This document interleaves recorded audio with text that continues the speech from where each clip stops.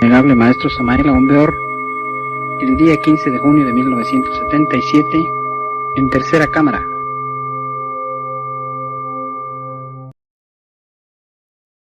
Esta es en realidad de verdad la cátedra de Tercera Cámara. Es conveniente que los hermanos entiendan que en realidad de verdad quienes ingresan a esta Tercera Cámara deben tener ya cierta preparación para poder comprenderla. Algunas veces se me ha insinuado la idea de hacerla más sencilla y al alcance de todos. No hay necesidad de eso. Más sencilla tenemos las de segunda cámara y las de primera, y también las de antecámara. Quienes vengan aquí a esta tercera cámara, advierto, tienen que tener la preparación para entenderla. Porque aquí se habla, dijéramos, en forma de una enseñanza de tipo superior. Bien, después de este preámbulo vamos a comenzar nuestra tercera cámara. Ante todo, mis caros hermanos, hay un punto muy importante que expuse en Guadalajara y que también lo expuse en Durango.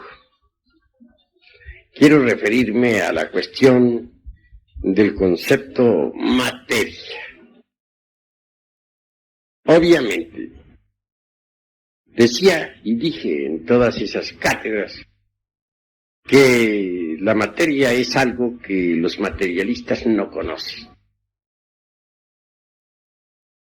Es incuestionable que resulta demasiado empírico llamar materia a todo por igual. Podríamos afirmar en forma enfática que materia es un pedazo de hierro. ¿Qué diríamos entonces del cobre, de la plata, del oro, del platino, de un pedazo de algodón o de un pedazo de hielo? ¿Sería eso materia también?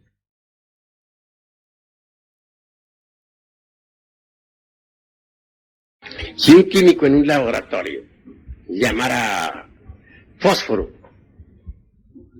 a todos los elementos químicos que existen en el mismo, ¿no sería acaso tal afirmación absurda? No menos absurdo resulta denominar materia a cualquier elemento, a cualquier sustancia, per se, es decir, por sí.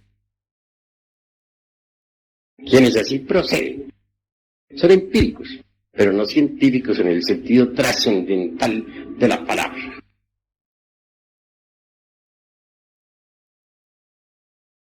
Indubitablemente, la tal materia por la cual se han apasionado tantos y tantos individuos polarizados negativamente, es terra incognita para la ciencia oficial, mas tiene sus pontífices y sus dogmas inquebrantables y sus Biblias. Por ejemplo, la dialéctica de Carlos Marx. Me refiero en forma enfática a la dialéctica materialista. Sería el libro Biblia de los secuaces del dios materia. Eso es indubitable. Con todo y esto, y lo que estamos afirmando en forma enfática, digo que lo que se llama materia, o eso que denominan materia, como sustancia es incognoscible, per se. En latín quiero decir por sí.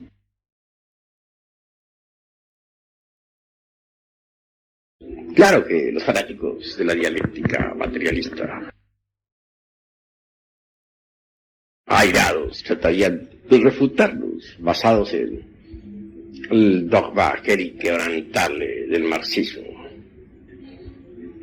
que rechaza las afirmaciones categóricas de don Emmanuel Kant en aquello que se dice por sí o en sí mismo, etc. Quiere Marx embotellar la mente dentro del dogma inquebrantable y cerrarle el paso a la dialéctica. Nosotros indubitablemente somos dialécticos y por lo tanto no admitimos dogmas, sean estos de tipo materialista o de tipo espiritualista. No estamos contra la dialéctica, puesto que somos dialécticos. Usamos la dialéctica en el análisis, en la exposición doctrinaria.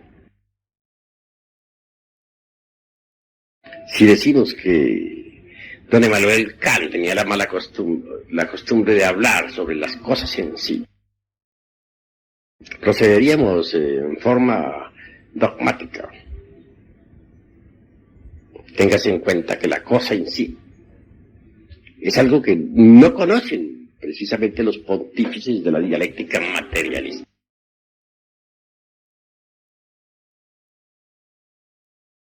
Andando pues por este camino de las disquisiciones filosóficas, entramos en terrenos verdaderamente sorprendentes. Los llamados secuaces del materialismo dialéctico ciertamente no tienen sino una clave para interpretar la naturaleza. Los gnósticos somos diferentes. Tenemos 7 claves y por ello en el terreno tanto inductivo como deductivo relacionado con la investigación llevamos una ventaja sorprendente al dogmatismo materialista. Todavía hay reaccionarios por ahí que piensan que más allá de la velocidad de la luz no es posible la existencia de ningún átomo. Esto nos huele a clerigalía de tipo materialista, porque tenemos velocidades tan sorprendentes como la fuerza de la gravedad. Bien sabemos que las ondas gravitatorias son mucho más veloces todavía que las ondas de la luz.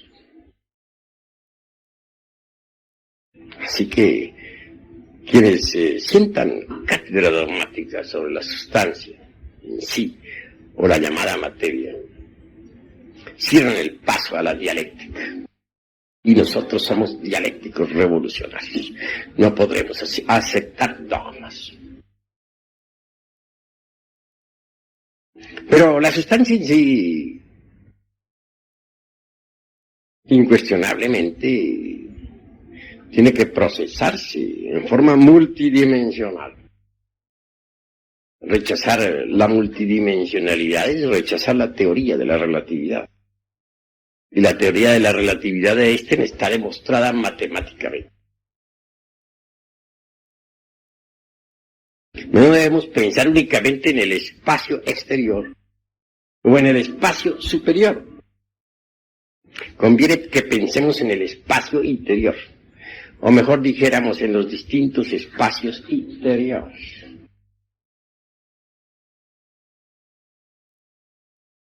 Se sienta cátedra siempre afirmando que la naturaleza tiende a agotarse.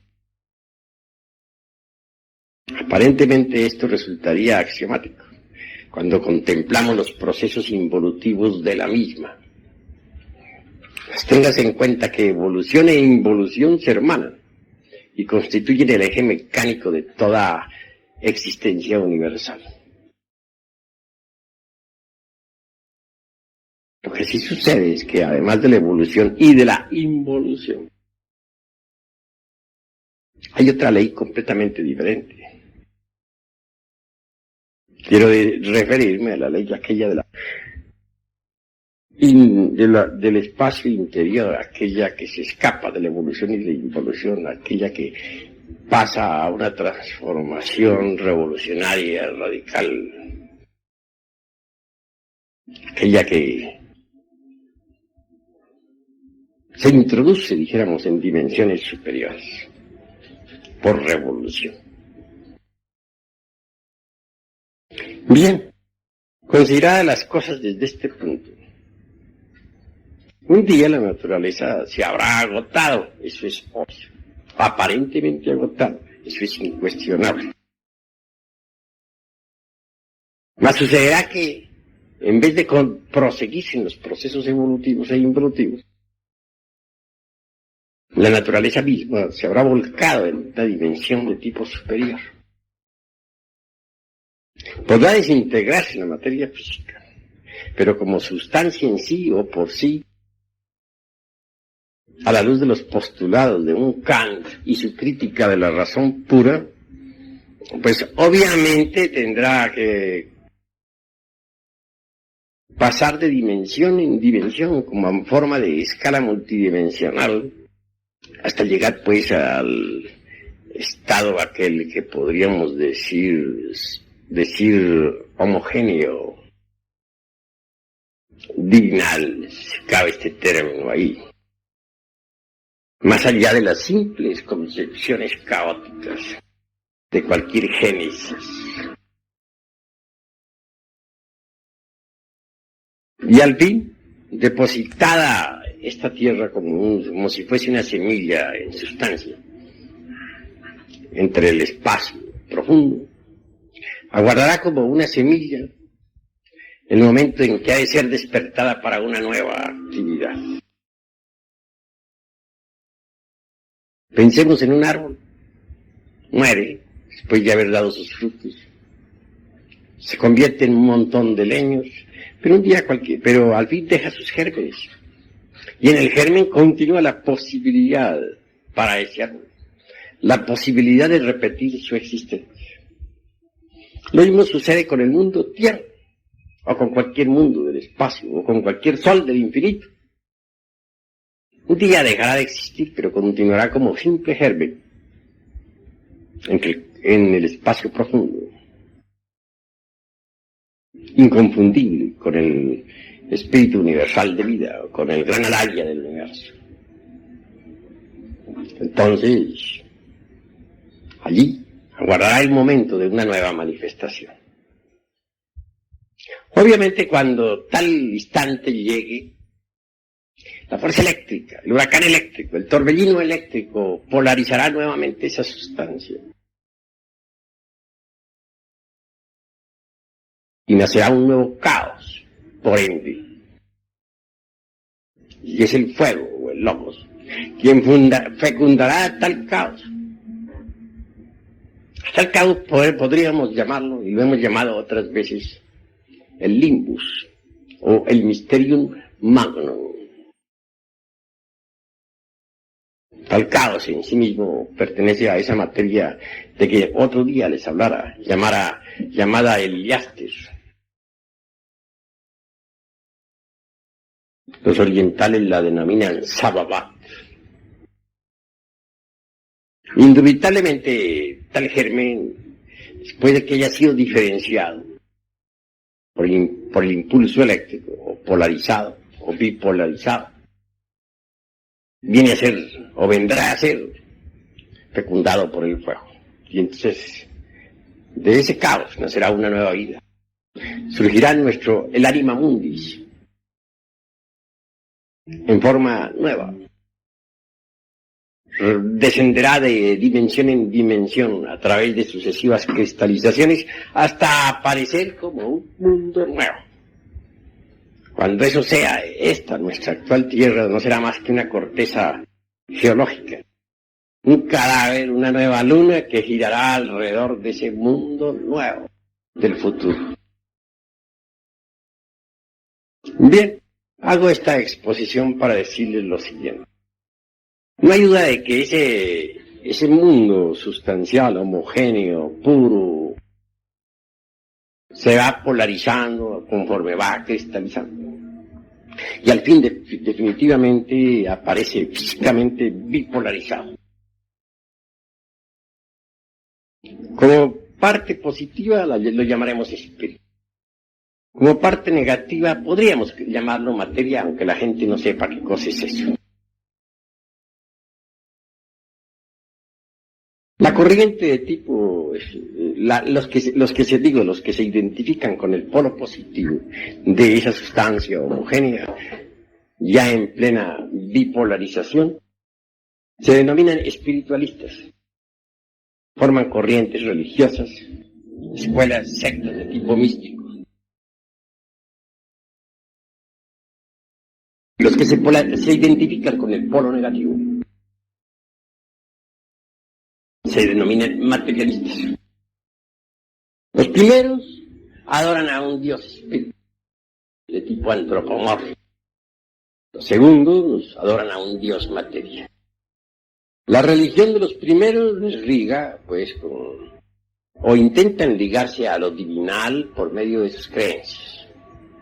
La religión de los segundos cree que es posible ligarse al dios materia a través de sus sectas o también creencias.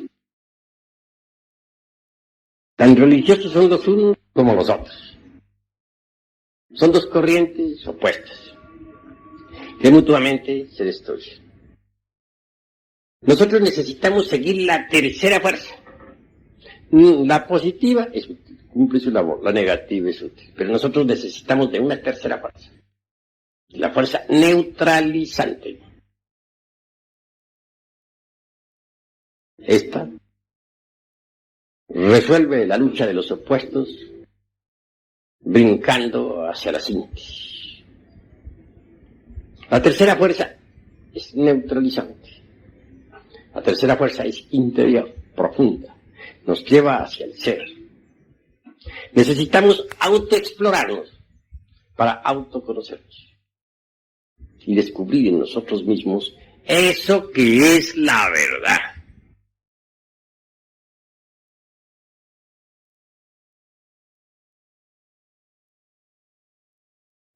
Los espiritualistas creen en un Dios antropomórfico. Los materialistas creen en su querido Dios materia. Ambos son creyentes. Y ni el uno ni el otro conocen la verdad. La verdad solamente es posible conocerla mediante la tercera fuerza. Está dentro de nosotros mismos, aquí y ahora. Me refiero a la fuerza neutral. Esta nos llevará, pues, mediante la exploración íntima, psicológica, hasta la experiencia vívida de eso que está más allá del cuerpo, de los afectos y de la mente, de eso que es la verdad. Ni los espiritualistas ni los materialistas conocen la verdad. Gnosis es una palabra que significa conocimiento, sabiduría. Y es la sabiduría, la sofía, la que nosotros necesitamos. Y no la encontraremos fuera de sí mismos, sino dentro de sí mismos. Necesitamos apartarnos de las corrientes de la extrema derecha y de la izquierda, de extrema izquierda, y marchar por la revolución del centro, profundamente hacia adentro, para experimentar lo real. Necesitamos autoconocernos. Solo así es posible llegar a la experiencia verdadera de eso que está más allá del tiempo. Así pues, olvidando las luchas y conflictos que hay entre la extrema derecha y extrema izquierda, nos autoexploraremos en forma directa para autoconocernos y descubrir mediante la experiencia real eso que no conocen los secuaces de las diversas escuelas de derecha e izquierda. La verdad. El gran Kabir Yeshua Ben Pandira dijo: conoced la verdad y ella os hará libre. solo la experiencia mística de la verdad, gracias, puede darnos realmente la auténtica libertad. Por lo tanto, urge autoexplorarnos. Ante todo, ¿cómo podríamos llegar nosotros a la experiencia de lo real? Si no nos hemos conocido a sí mismos. Escrito está, no se te ipsus. Así escribió Tales de Mileto tal frase en el frontispicio del templo. Necesitamos conocernos profundamente a sí mismos y en todos los niveles de la mente. En cierta ocasión platicaba yo con un señor de mostachos retos. Me decía él que a sí mismo se conocía. Le dije, señor, si usted se conoce a sí mismo, dígame, ¿cuántos átomos tiene un pelo de su bigote?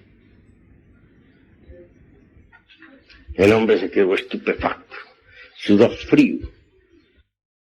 Yo no lo sé. Le dije, pero si no conoce un simple pelo de su bigote, ¿cómo se va a conocer totalmente a sí mismo? Realmente no pudo él, de forma alguna, rechazar lo que le dije. Él hubiera querido, naturalmente, refutarme ante el veredicto solemne de la conciencia pública. Pero ciertamente el argumento era, dijéramos, convincente, y en modo alguno podía él rechazarlo. Tales de Mileto fue ante todo, pues, un gran iniciado en la Grecia antigua. Fue alguien que descolló por su sapiencia. Le han denominado, pues, el filósofo del fuego, porque realmente él profundizó muchísimo en la sapiencia del fuego. Él logró llegar donde muchos todavía no han llegado. El fuego es algo que hoy en día, dijéramos, es desconocido para la humanidad. Lo utilizan, como utilizan la electricidad, pero nadie puede decir qué cosa es el fuego. Permanece siendo todavía ignorado completamente. Bueno, continuando con esta cuestión, con esta disquisición, les diré lo siguiente. Antes que todo, es urgente, inaplazable, impostergable, como ya les había dicho en otra reunión, cambiar nuestra forma de pensar, aprender a pensar en forma nueva, forma distinta. Porque la gnosis es un conocimiento que, a pesar de ser tan antiguo, es nuevo. Y escrito está en el Evangelio crístico: nadie echa vino nuevo en odre viejo, porque el vino nuevo, y así está escrito, destruiría al odre viejo. También se ha dicho en el Evangelio crístico: nadie pondría o cortaría un pedazo de tela de un traje nuevo para remendar un traje viejo que ya no sirve, un traje inútil. Sería absurdo en todo sentido hacer una cosa así. Piensen ustedes lo que significaría, por ejemplo, que cortar un pedazo de un traje nuevo para remendar un traje viejo. Eso es absurdo en un 100%. Así que, en realidad, de verdad, mis queridos hermanos, necesitamos nosotros aprender a pensar en forma completamente nueva. Se necesita una transformación mental. Pero bueno, ahondemos un poco más. Existen 4 clases de conciencia, o 4 estados de conciencia que conviene que ustedes lo entiendan profundamente. El primero es el de la persona que está profundamente dormida en su cama. En estas circunstancias el ego ambula, anda fuera del cuerpo físico, pero completamente inconsciente, en estado de coma. Es bueno entender que los difuntos, después de que dejan el cuerpo físico, viven en los mundos internos con la conciencia completamente dormida. Por lo común andan soñando, inconscientes, en forma completa, íntegra, unitotal. Lo mismo sucede en esa pequeña muerte que es la del cuerpo físico, que es el sueño ordinario. Mientras el cuerpo físico duerme, el ego ambula, inconsciente, dormido. El segundo estado es el llamado estado de vigilia. Sucede que cuando un individuo vuelve al estado de vigilia, continúa soñando, tan dormido como estaba antes, solo que ahora su cuerpo es activo para los sueños y por lo tanto más peligroso. Una cosa es cuando el cuerpo es pasivo para los sueños, entonces no hay tanto peligro, y otra muy diferente es cuando el cuerpo es activo para los sueños y entonces el peligro es mayor. En el llamado estado de vigilia, el cuerpo físico es activo para los sueños y entonces es cuando se cometen errores de toda especie. Toda la humanidad vive en esos 2 estados de conciencia. Es necesario pasar al tercer estado de conciencia. Y solamente se podría pasar al tercer estado de conciencia, que es el de la recordación de sí mismo, empezando por cambiar nuestra forma de pensar. Porque si nosotros venimos aquí a este lumicial a recibir las enseñanzas, y luego, pues en la calle somos otra vez como éramos antes, ¿cuál ha sido el cambio que se ha verificado en la forma de pensar? ¿De qué sirve recibir las enseñanzas aquí en esta cátedra? Si en la casa, en la calle, en el trabajo continuamos como siempre, con nuestras emociones negativas,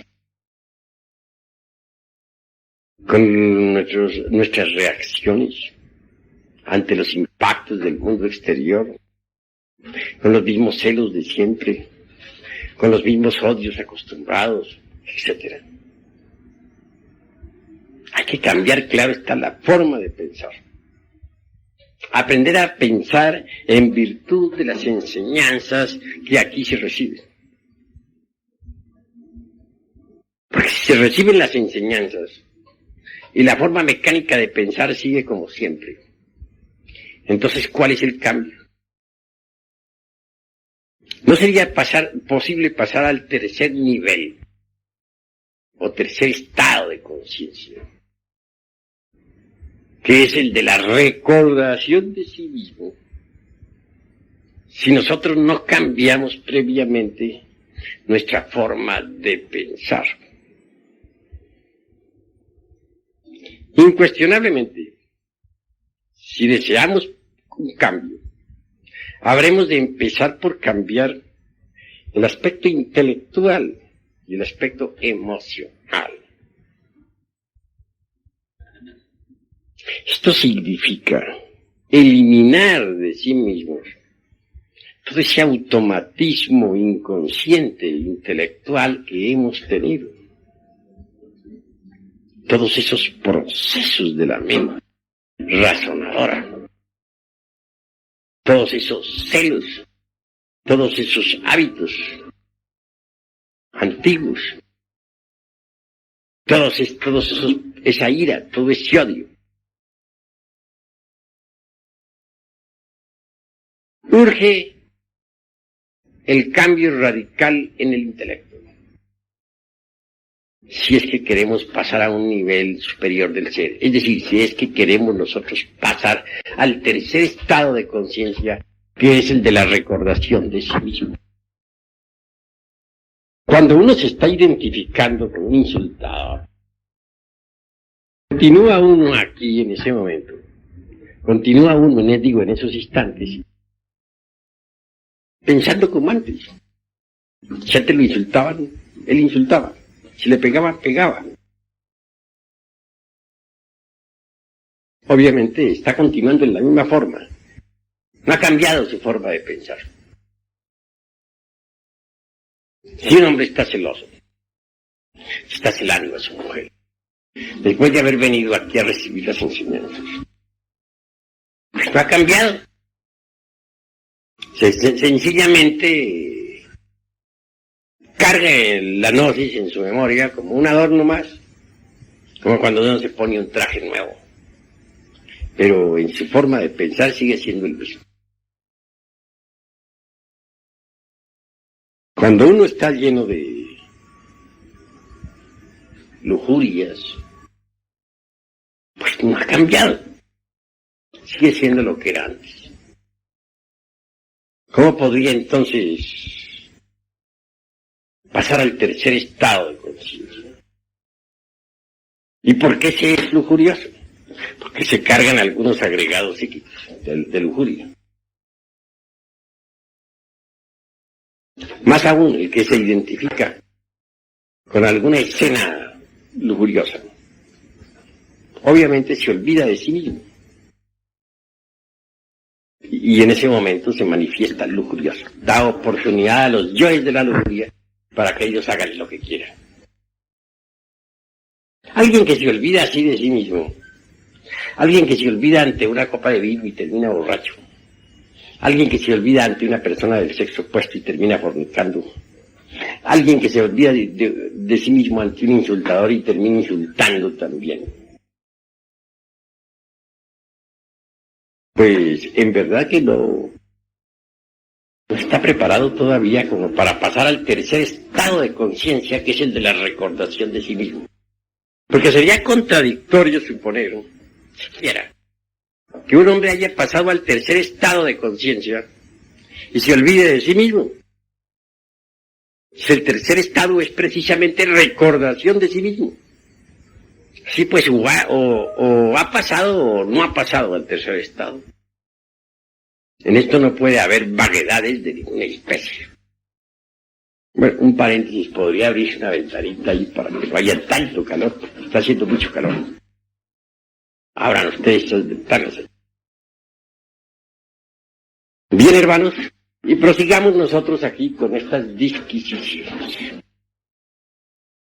Hay que trabajar el centro intelectual y también el centro emocional. No hay duda de que las emociones negativas nos vuelven mentirosos, como ya les había dicho a ustedes en alguna ocasión. Las emociones negativas nos tornan violentos. Las emociones negativas hacen que nos olvidemos de sí mismo. Un individuo, por ejemplo, celoso, llevado de la emoción negativa de los celos, pues se vuelve violento, puede matar a otro y en consecuencia ir a la cárcel. Puede tratar mal a su mujer, tal vez injustamente, etcétera. De manera que las emociones negativas pueden convertirlo a un calumniador, falso, en violento, en perverso. Pero es muy difícil, en verdad, poder controlar las emociones negativas. Un momento estamos tranquilos, puede que al siguiente momento no lo estemos. Supongamos que estemos aquí muy en santa paz, escuchando esta cátedra, y de pronto alguien nos trae una noticia. Nos dicen que un pariente o un hermano de nosotros ha sido fuertemente golpeado por fulano de tal que le pegó un balazo, o que le pegaron un balazo. Claro, Si no tenemos control sobre sí mismos, salimos como locos. Abandonamos aquí de inmediato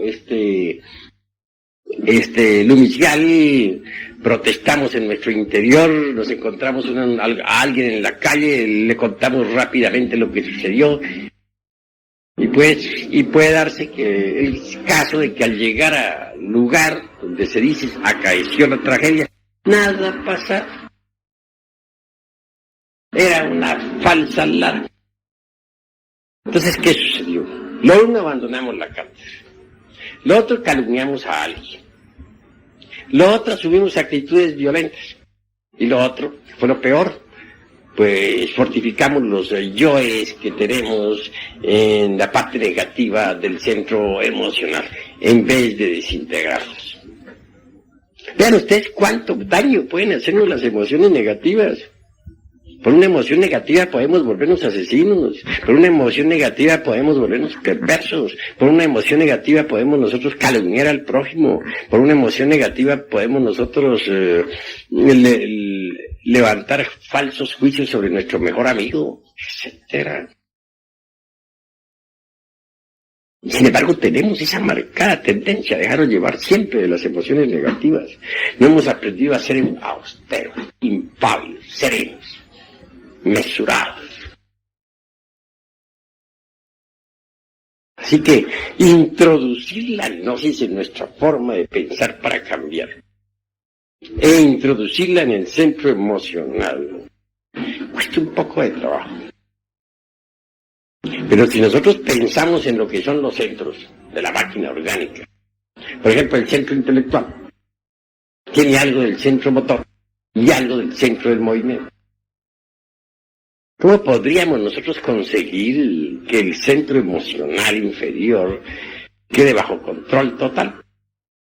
Si decimos voy a tener fuerza de la voluntad, no me voy a dejar llevar de emociones violentas, negativas en ningún momento, puede ser que a las primeras de cambio fallemos terriblemente. Entonces necesitamos introducir la dosis aquí, en la mente, sentir la emoción superior que produce la gnosis. Y el poquito de voluntad que hayamos adquirido, más la gnosis y la emoción superior, nos permitirá controlar completamente a las emociones inferiores y negativas.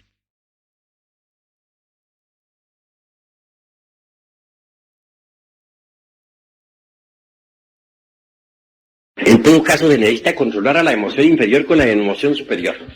La emoción superior está en el centro intelectual. Pues controlemos a la emoción inferior con la superior. Metamos gnosis dentro del cerebro para que nuestra forma de pensar cambie y vivamos de acuerdo con los principios y las reglas del gnosticismo universal. Modifiquemos pues el proceso de pensar y habrá una especie de emoción intelectual en nuestra cabeza. Eso más un poquito de voluntad nos permitirá controlar a las emociones inferiores. Obviamente, la destrucción total de las emociones inferiores adviene con la aniquilación de aquellos elementos psíquicos indeseables que se relacionen precisamente con la parte emocional inferior. Pero entre tanto, y mientras tales elementos son eliminados, debemos controlar al centro emocional inferior con la parte emotiva del intelecto. Un intelecto alumbrado por la mística gnóstica. Ese es el camino obvio a seguir. Solo por ese camino podría procesarse verdaderamente un cambio que es tan necesario. Se necesita precisamente ir cambiando poco a poco.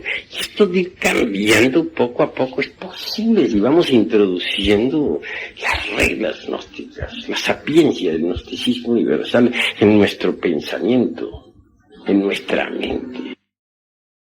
Pero como les digo, hay que modificar completamente pues la mente.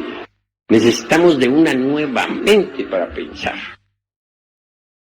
Porque con la mente vieja, con esa mente ya decrépita, con esa mente ya deteriorada, con esa mente acostumbrada a todo este tren de vida que normalmente llevamos, no sería posible provocar un cambio en nosotros mismos.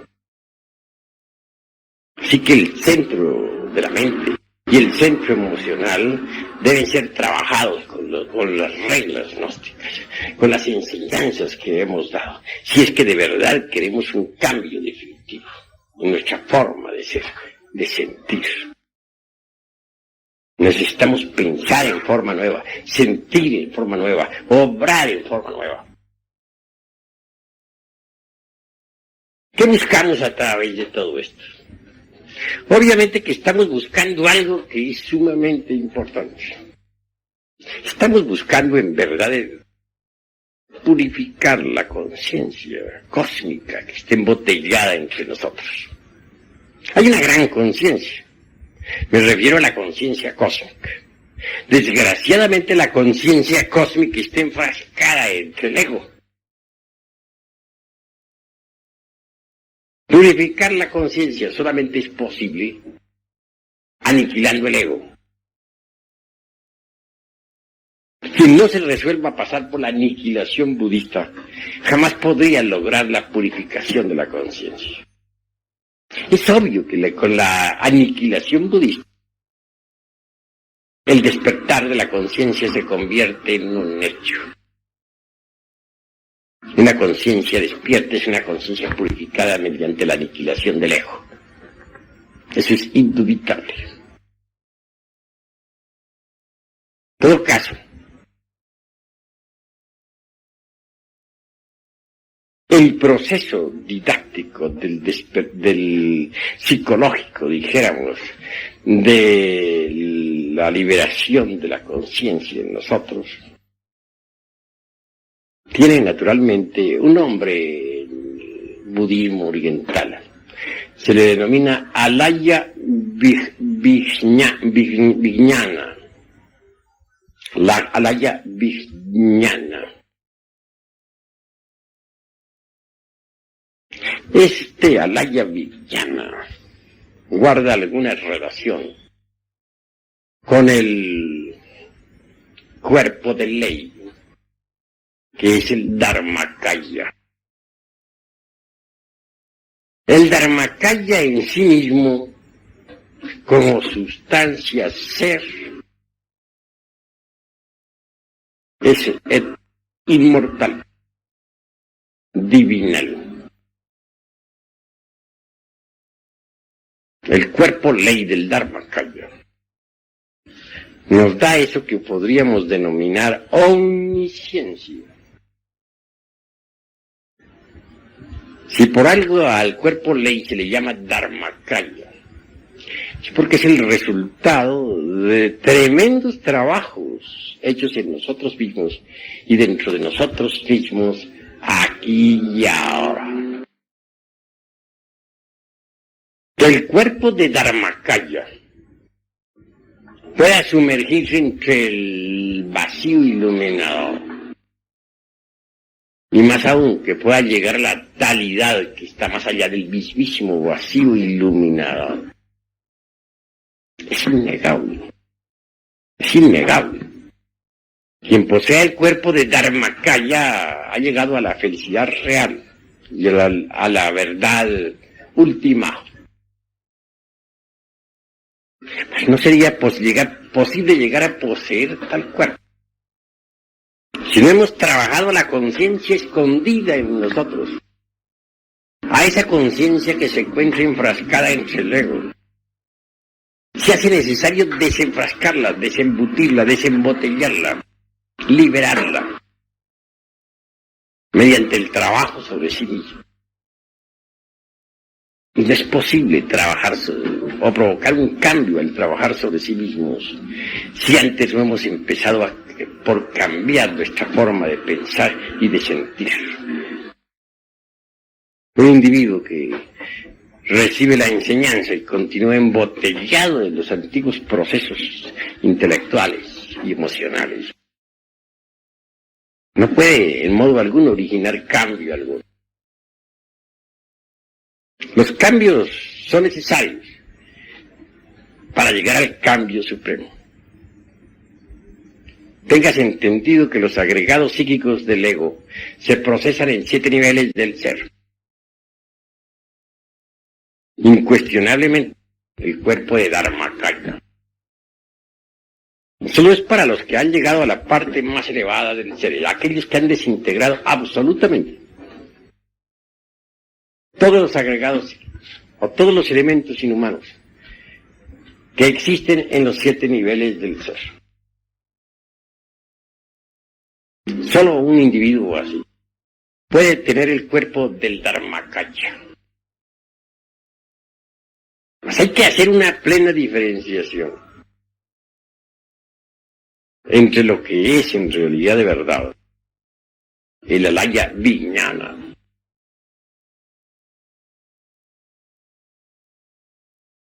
y lo que es el sunyata. El alaya vijnana nos mantiene dentro de los procesos meramente psicológicos, dentro del trabajo psicológico que tenemos que hacer en nosotros mismos y dentro de nosotros mismos aquí y ahora. Mientras alguien esté dentro de los procesos psicológicos de la alaya vijnana, podrá así, en ausencia del querido ego, entre comillas, porque el querido no tiene nada, experimentar eso que no es el tiempo, esto que está más allá del cuerpo, de los afectos y de la mente, eso que en el Oriente denominan el vacío iluminador. Pero tal experiencia no significa, ya claro, que hayamos en realidad de verdad realizado en sí mismos al vacío iluminado. Sunyata es diferente. Cuando alguien poseyendo el cuerpo del Dharmakaya, que está a un paso más allá de la conciencia absolutamente despierta, se sumerge no solamente en el vacío iluminador, sino que logra entrar en la talidad. Indubitablemente sabe lo que es en sí sunyata. Así que alaya vijnana es un concepto meramente psicológico. Sunyata es un concepto ontológico, indubitablemente. En todo caso, quiero que entiendan ustedes claramente a través de estas disquisiciones que una cosa es la maquinaria esta espantosa y terrible de la relatividad, y otra cosa absolutamente diferente, el vacío iluminador.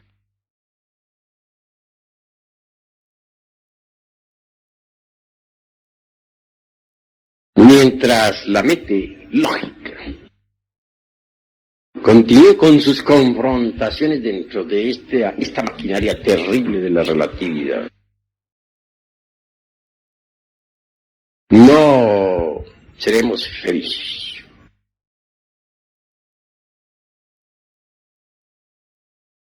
Pensemos en que una cosa es el concepto psicológico, como alaya vijnana, y otra cosa es el concepto ontológico de sunyata.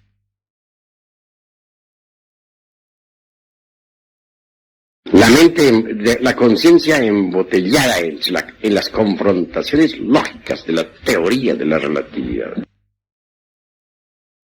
no podría encontrar dicha verdadera, Porque no es en la lógica donde podremos encontrar la dicha, sino en Sunyata. Cuando uno distingue, pues, al concepto psicológico del concepto ontológico, podría pensar tal vez en lo que es lo epistológico, o en la epistología, o en el pensar o en pensar epistológicamente.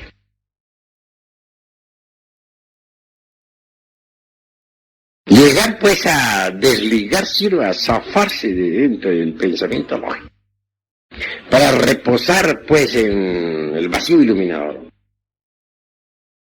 Es el máximo anhelo que tenemos. Pero aclaro, yo ya estoy definiendo metas, de que mientras nosotros estemos embotellados en las confrontaciones lógicas, no podremos de verdad saber qué cosa es el Sunyata. Porque Alaya Vijnana no es Sunyata. En forma similar diría lo siguiente. Les he enseñado a ustedes lo que es la meditación. Les he dicho que, por ejemplo, nosotros en vida podemos experimentar eso que no es del tiempo, en ausencia del ego. Hasta les he dado un mantra para que trabajen con él. Eso es obvio. Un día cualquiera podrían ustedes llegar a esa dicha. Porque si la conciencia está puesta en una cantina, allí estaremos nosotros. Si la conciencia está en la plaza del Zócalo de México, allí estaremos nosotros. Y si depositamos la conciencia entre el vacío iluminador, allí estaremos nosotros. Eso es obvio. Pero antes de llegar a la experiencia del vacío iluminador, aspiramos nosotros, naturalmente. Y trabajamos. Eso es claro. Estamos, dijéramos, dentro del mundo de las confrontaciones lógicas. Pero una cosa es el vacío iluminador como concepto, y otra cosa es el vacío iluminador como experiencia. Ustedes pueden vaciar la mente de toda clase de pensamientos, por ejemplo, para hacer el vacío en la mente, el vacío total, el cero radical, absoluto. Si lo pueden, si lo quieren, pueden. Pero mientras existe en la mente durante la meditación la idea de que ustedes quieren el vacío iluminador, entonces el vacío continúa siendo para ustedes un concepto. Y nada más que un concepto. Se están procesando estrictamente dentro de la Alaya Vijnana. El día que ustedes logren el vacío del vacío en su propia mente, que no es la nada como piensan muchos ignorantes ilustrados que nos critican.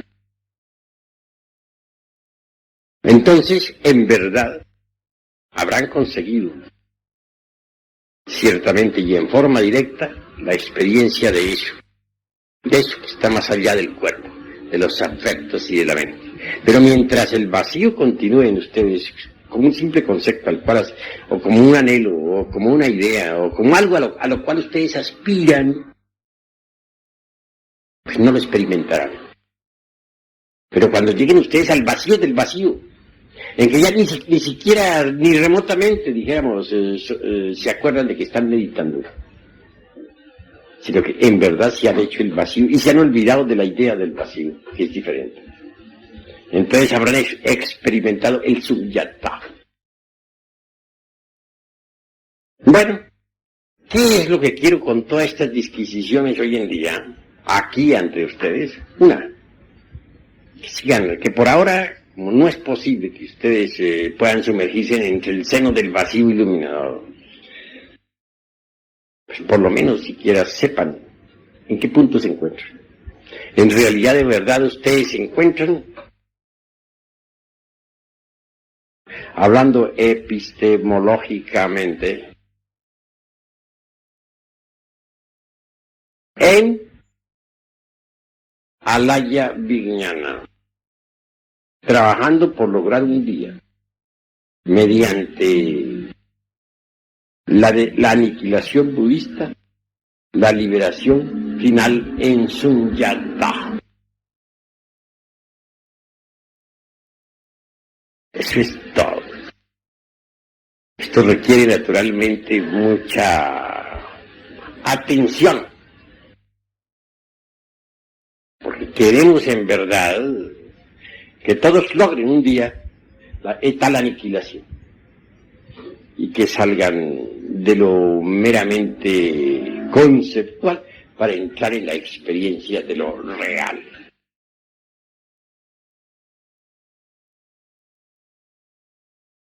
Total aniquilación absoluta es necesario. Salirnos un día de las confrontaciones meramente lógicas y experimentar ciertamente eso que no es del tiempo. Así como en vida, por ejemplo, necesitamos ahorrar energías para crear el segundo cuerpo psicológico, que es el astral, que así se denomina. Si gastamos nuestras energías, la creación del segundo cuerpo se hace algo más que imposible.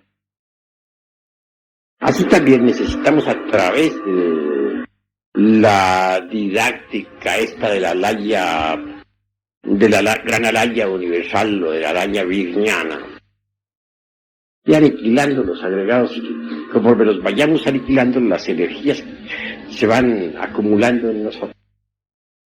Y tales energías después nos permitirán ciertamente la creación del cuerpo del Dharmakaya.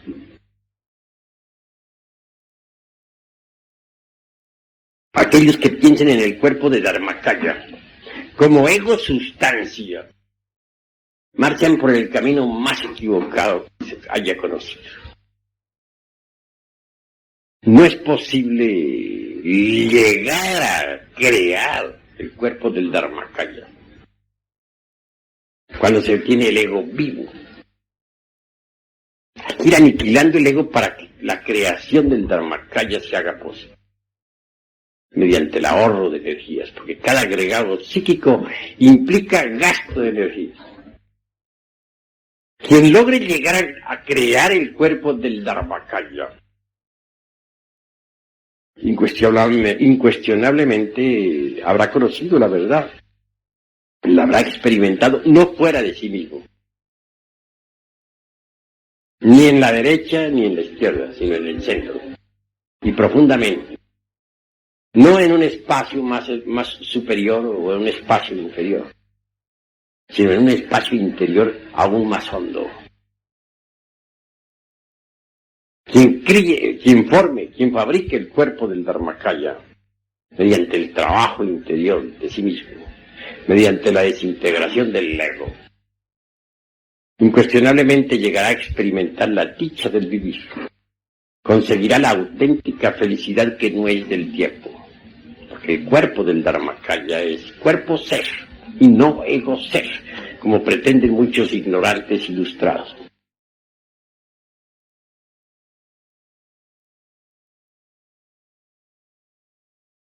Así, mis queridos amigos, me parece pues que en vez de inclinarnos nosotros ya hacia la corriente de la derecha, ya hacia la corriente de la izquierda, apelemos a la fuerza neutralizante, a la tercera fuerza.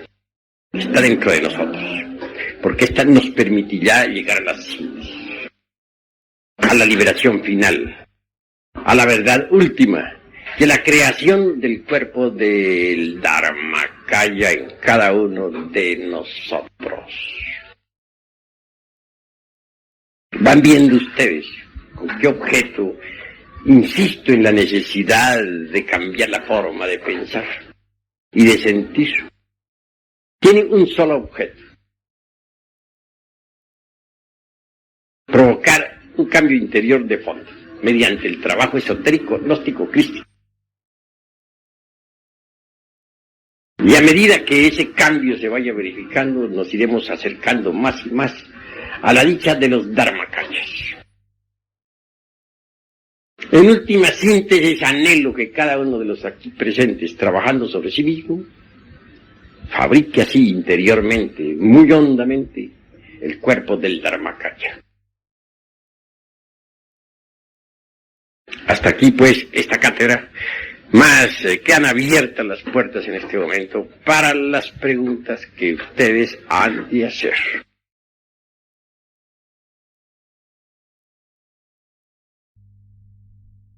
Así pues, pedimos a los hermanos que hagan sus preguntas, ¿no? Pero que no me vayan a salir con preguntas de segunda cámara, ni de primera cámara, ni de antecámara. No se olviden que estamos en tercera cámara y las preguntas deben estar a la altura. Allí, pues, el que quiera preguntar, pregunte con la más entera libertad. Hablen. Cuando se está en estado sueño, como decía usted, y el ego vaga por el mundo, por el submundo, nosotros penetramos a nuestro propio país psicológico. Naturalmente que las impresiones de ese país psicológico son las que nos inducen a actuar en el estado vigilia, o sea que estaríamos pues, en las mismas circunstancias. Pues cada cual realmente vive en su país psicológico y cada cual está ubicado psicológicamente en algún lugar. Algunos estarán ubicados en un prostíbulo y otros en una iglesia. Cada cual psicológicamente tiene su lugar de ubicación. Así como en el mundo físico tenemos nosotros un lugar donde estamos ubicados. Psicológicamente también podemos estar ubicados en tal o cual lugar de nuestro país psicológico. Eso es obvio. Que influyen las impresiones subconscientes sobre la vida humana, eso es cierto. Pero una cosa es el estado mal llamado de vigilia y otro es el estado en que el cuerpo se encuentra pasivo para los sueños. Cuando el cuerpo físico se encuentra pasivo para los sueños, las impresiones subjetivas que puedan llegar al cerebro a través del antakarana, es el cordón de plata con 7 aspectos plenamente definidos, pues no son peligrosas porque el cuerpo está pasivo para los sueños. Se tornan esas impresiones peligrosas, y en eso estoy de acuerdo contigo, cuando el cuerpo está activo para los sueños. Porque entonces tales impresiones depositadas en el cerebro se vuelven activas físicamente. Y el sujeto pasivo puede cometer errores gravísimos. Eso es obvio.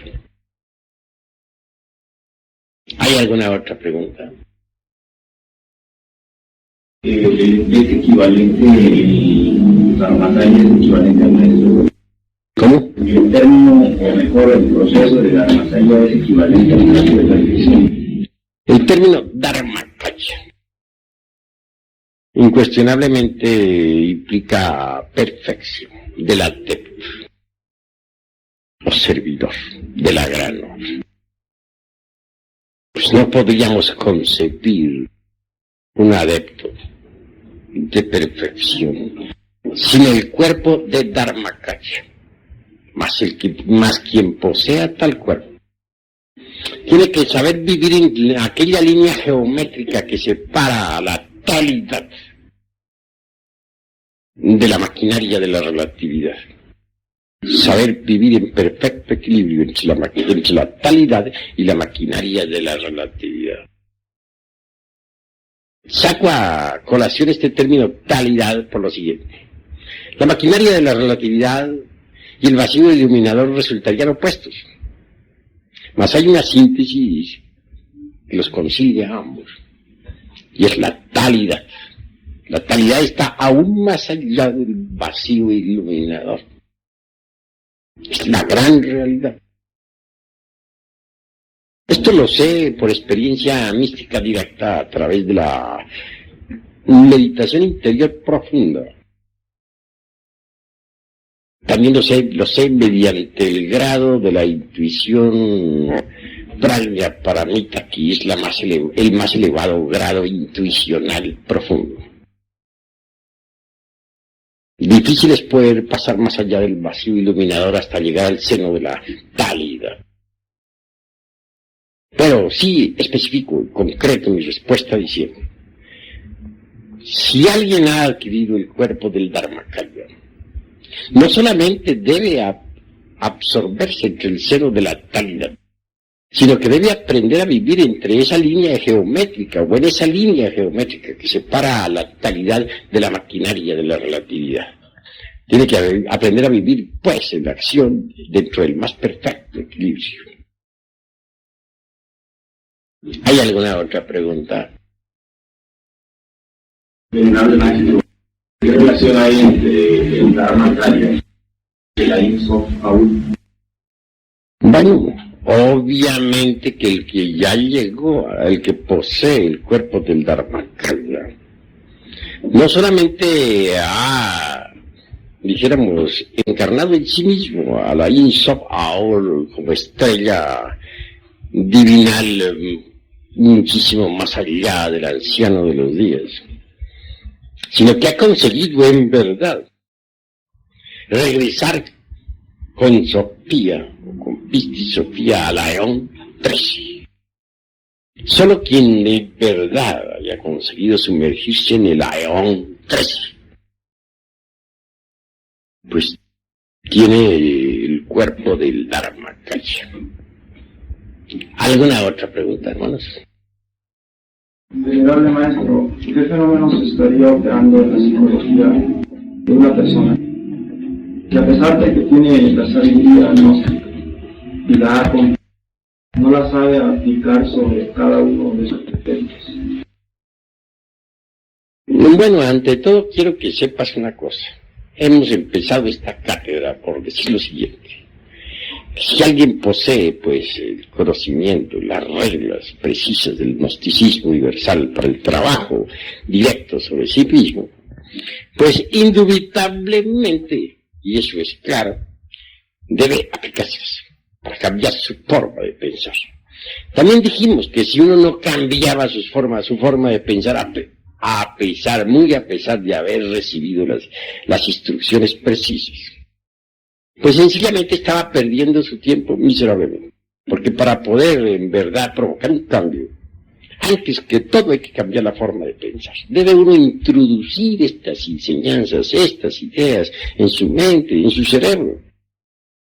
Y pensar de acuerdo con las ideas, de pensar de acuerdo con las enseñanzas, pensar de acuerdo con el cuerpo de doctrina.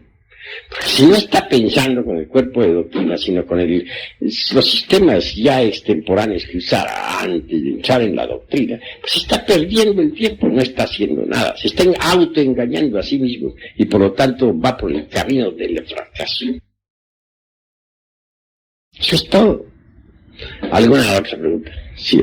Venerable maestro, nos anunció usted 4 estados de conciencia: el dormido, que está en su lecho y luego va inconsciente, el mal llamado estado de vigilia, y el tercer estado, el de la recordación de sí mismo.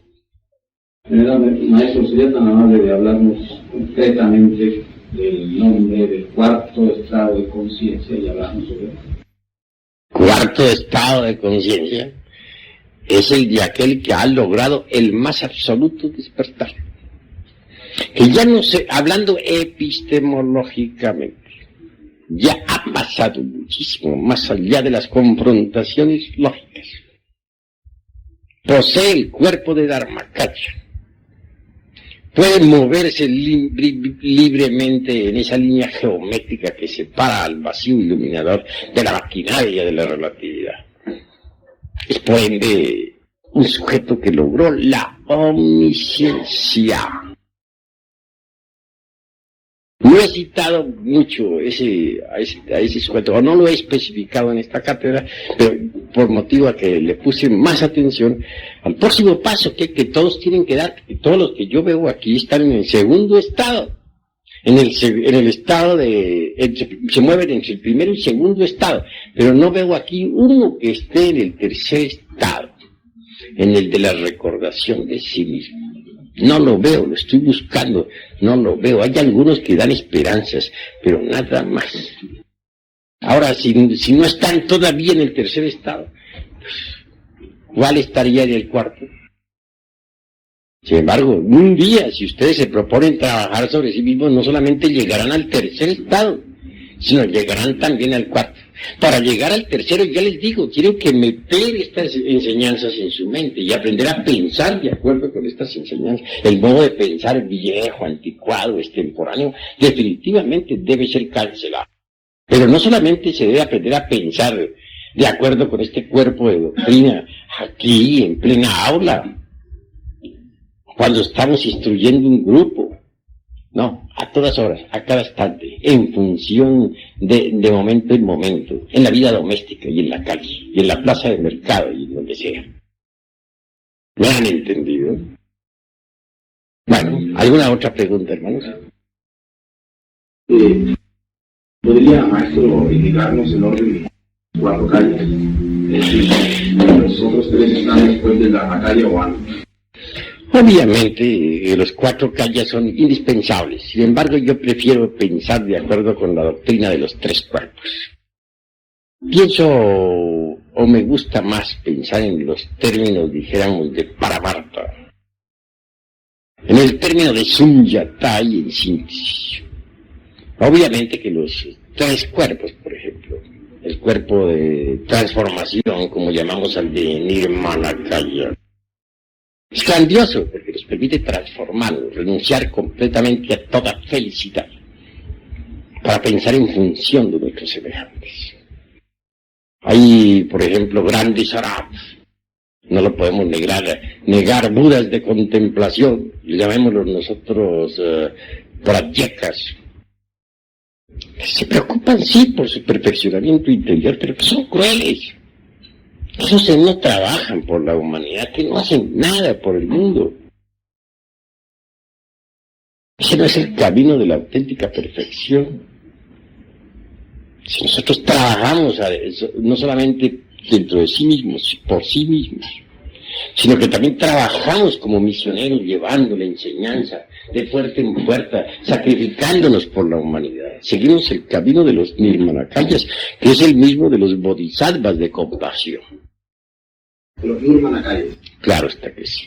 Téngase en cuenta que el cuerpo de Nirmanakaya lo adoptan los bodhisattvas para trabajar por la humanidad. Por eso es que al cuerpo de Nirmanakaya se le llama cuerpo de transformación. Es un cuerpo de perfección. Otra cosa es el cuerpo de Sambhogakaya o cuerpo de disfrute.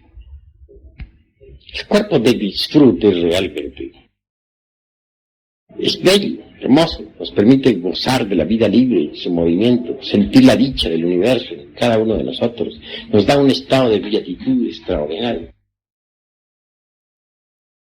Mucho más allá del cuerpo de disfrute tenemos el cuerpo del Dharmakaya. El cuerpo del Dharmakaya, en realidad, de verdad, es el cuerpo ley.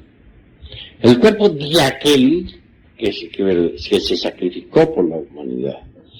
El cuerpo de aquel que en el mundo podría ser denominado adeptus exentus,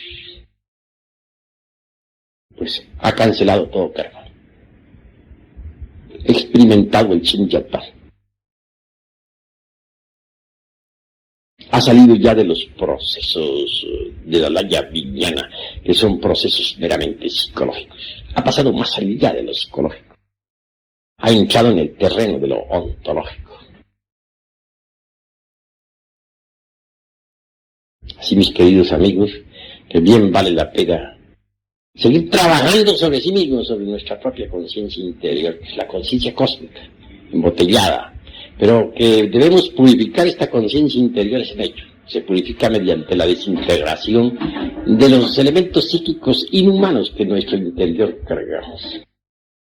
¿Alguno otro tiene algo que preguntar?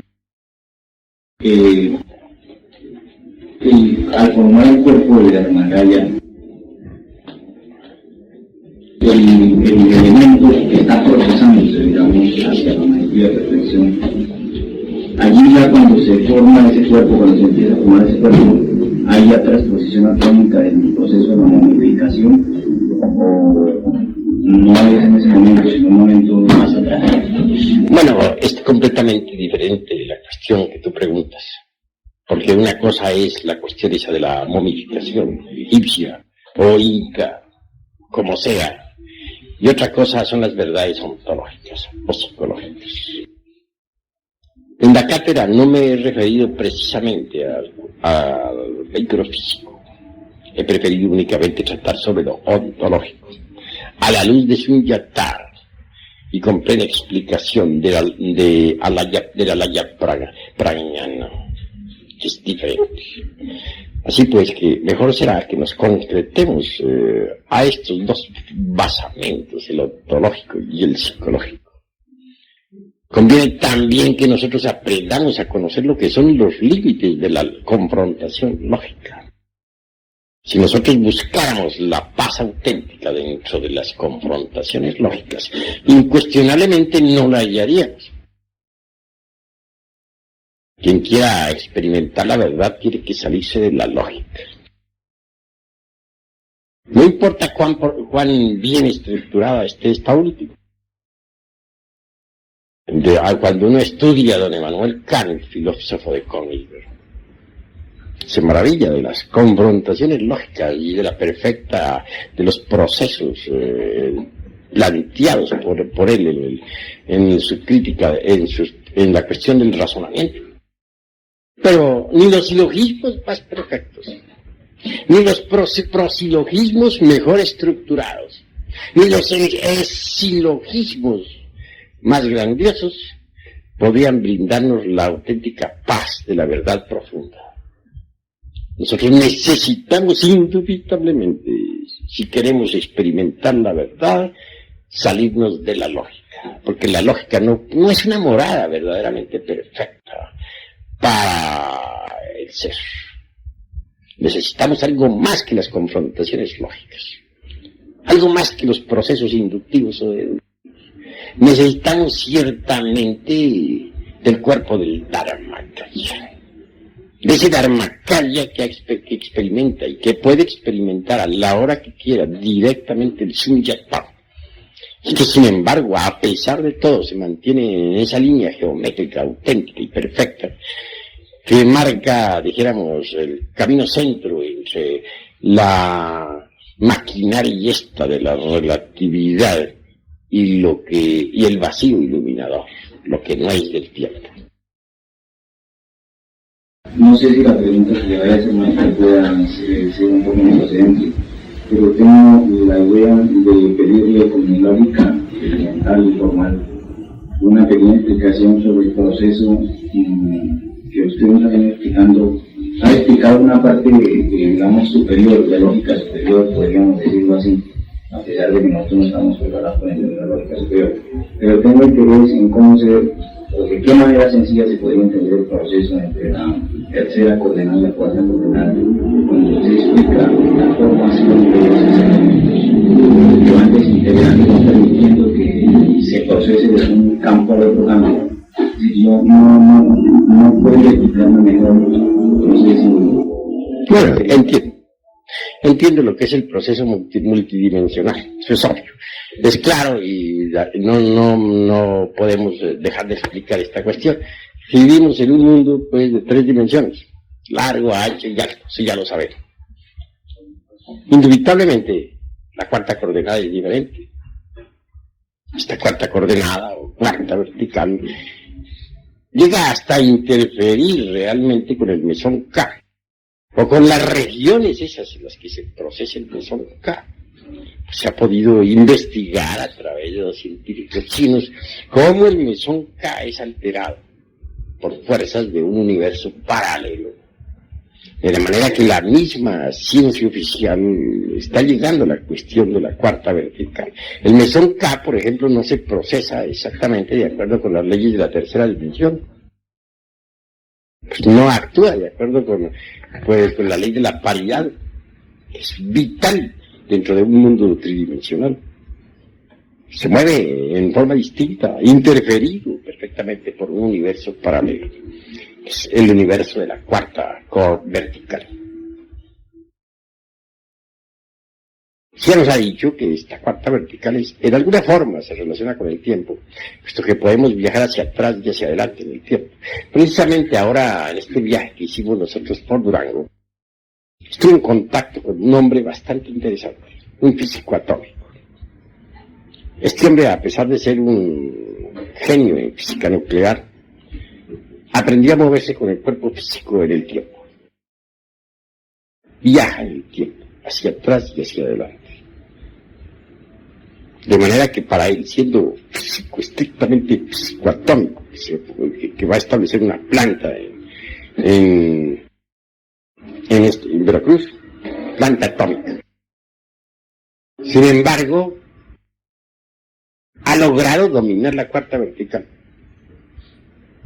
Y viaja, repito, en el tiempo.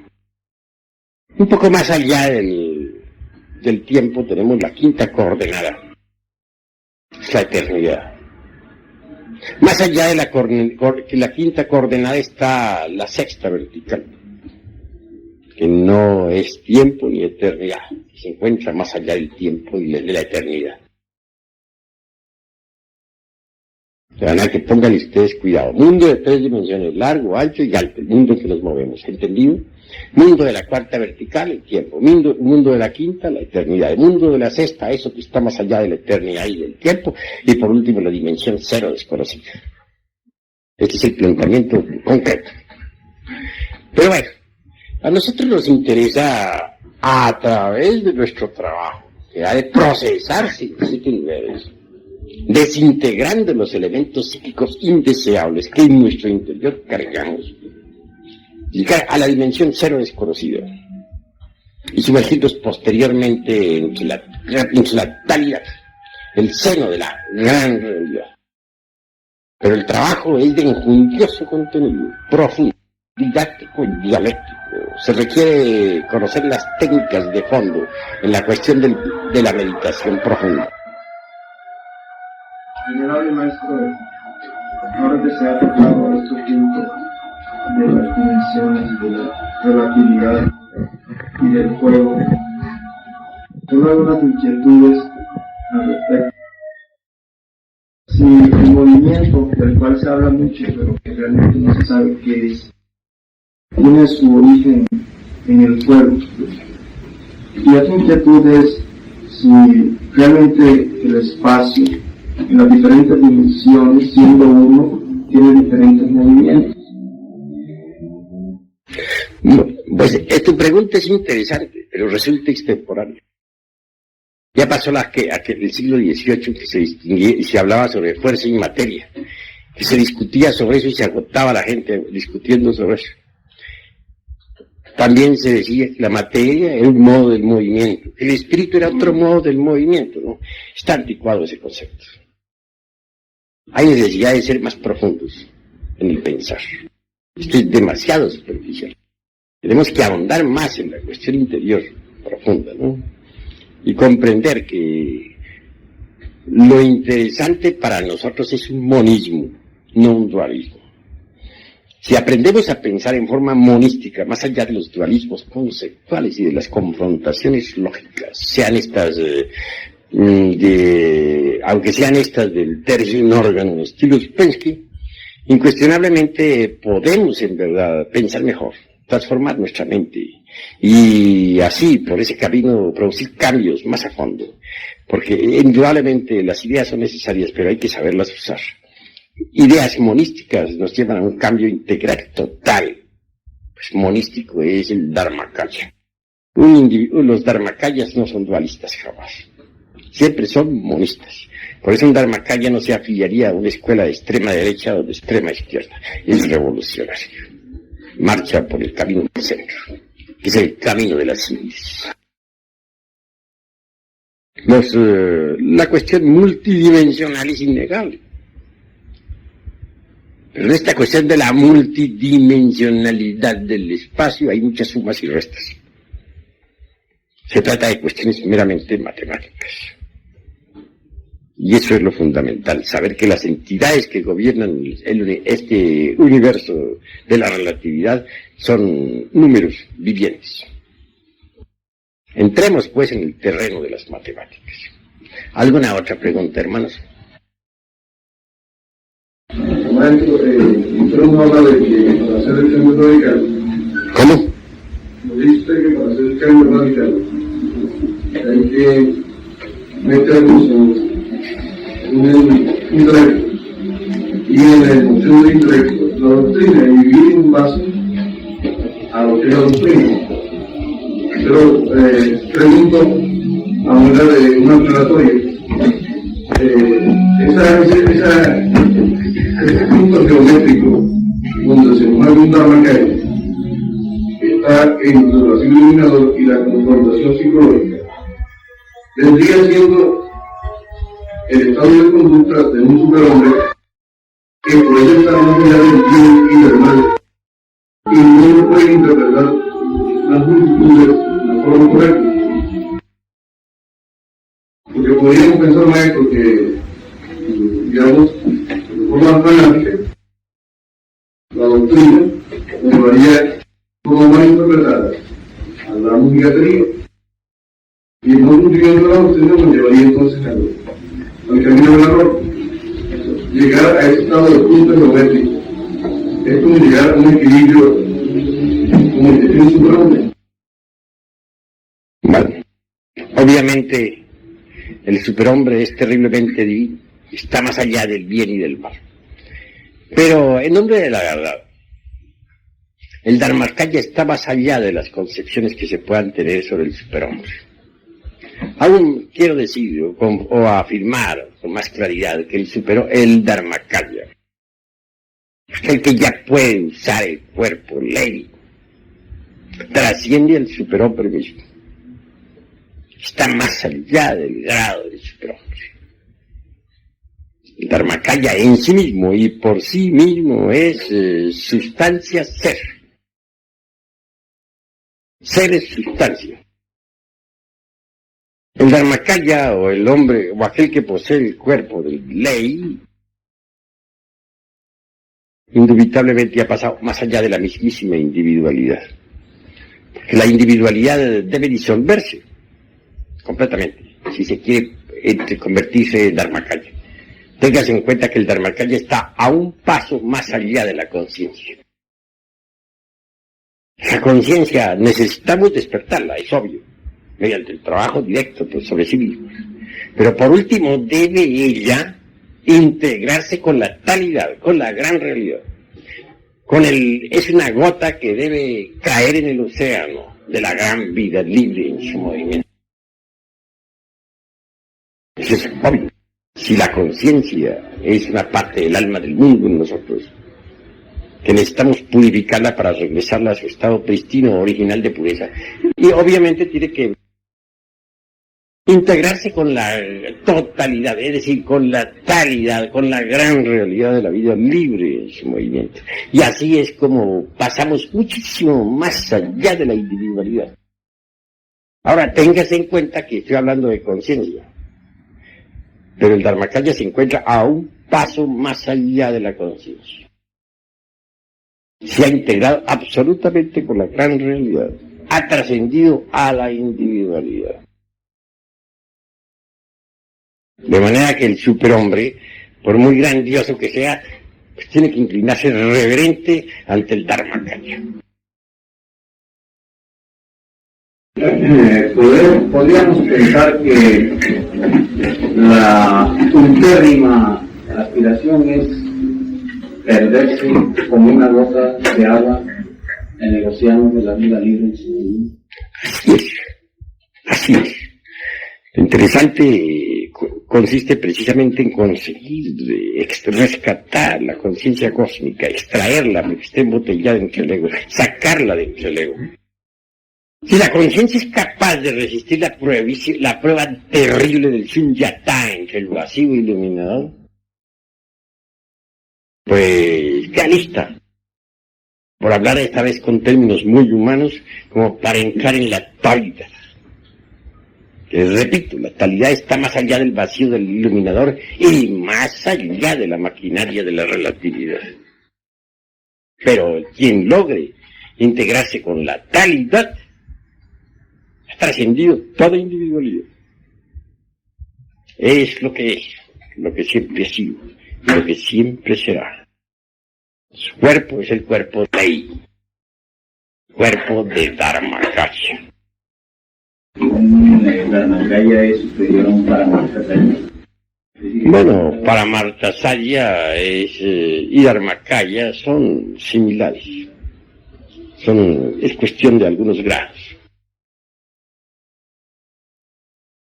En relación pues al estado de vacío, pues el Dharmakaya, ese estado de la unidad, del cero radical,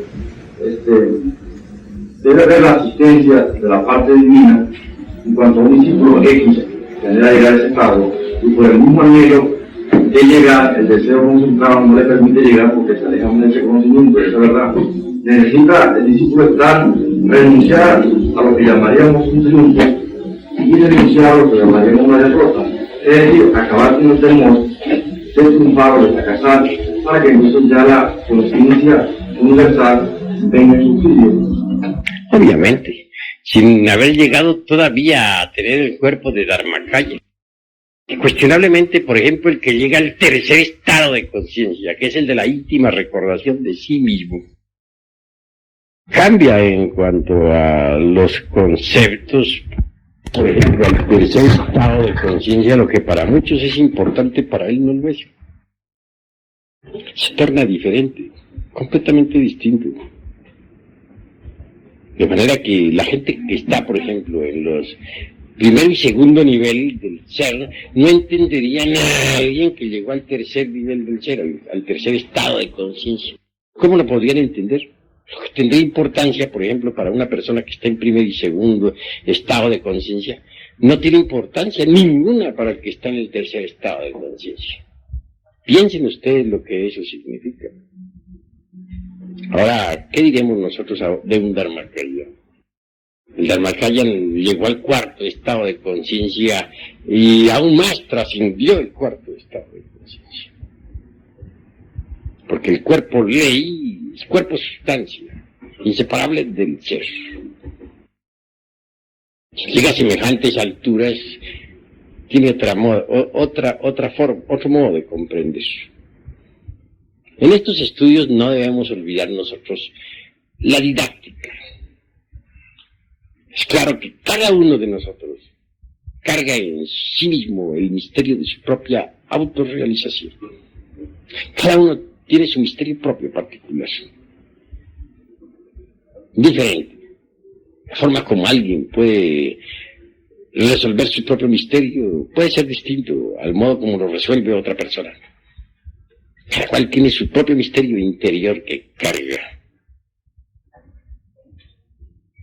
Nosotros podemos dar, por ejemplo, las leyes generales como para que ustedes trabajen, pero los detalles, los procesos específicos, individuales, muy íntimos, pues constituyen el misterio de cada cual. Y cada cual tiene su propio misterio de la autorrealización. Un misterio diferente. Eso es claro.